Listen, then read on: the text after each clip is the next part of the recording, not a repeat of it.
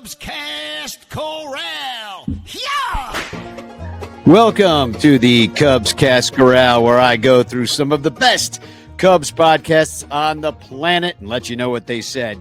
Let us start with the Bricks Behind the Ivy podcast. Jeff and Pat wondered if the Cubs are facing a pitching crisis with the loss of Steele and the non-performance of the bullpen.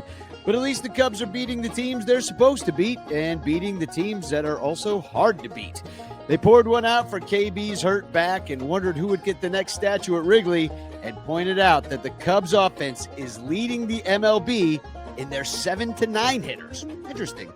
On the Cubs on Deck podcast, Greg Huss and Brian Smith had an entire show dedicated to Moises Ballesteros and said that he has the sweetest swing in the system and called him their favorite adult son.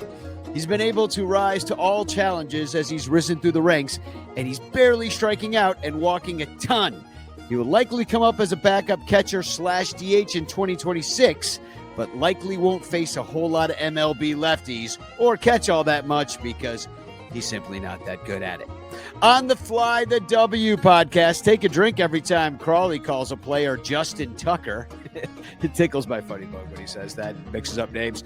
And he apparently the reason that Carson Kelly is the new Babe Ruth is because he watched film of Barry Bonds this winter, leading the guys to wonder if that's all they'd have to do to hit bombs at Wrigley as well.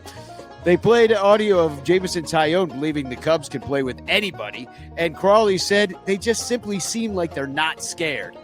In reference to Max Fried's scorer reversed no-hitter, there was a Cubs history tidbit about how Kevin Ory committed an error that was actually called a hit during Kerry Wood's 20K game, which would have made it a no-no. I did not know that, or I didn't remember it anyway. Anyway, Crawley predicted on the Fly the W podcast that the Cubs would take both games against the Dodgers, and he, my friends, was right.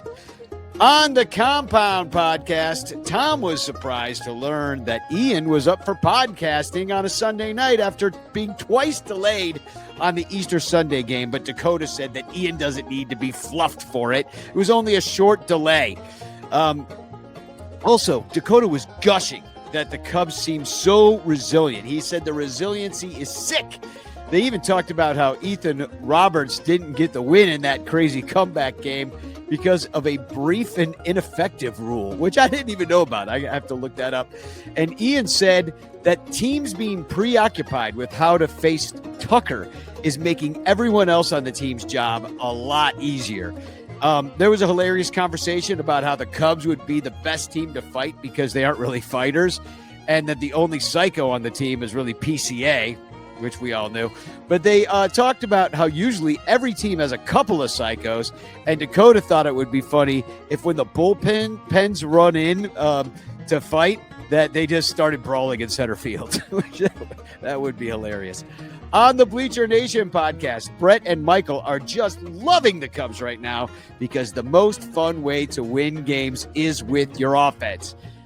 They feel like we're still not probably as good as the Dodgers, but that if the Cubs keep playing like this, they might not need to be to win in the postseason. They also hoped that Matt Shaw would at least hit well enough at AAA to come back up and play third base because, we don't have a third baseman.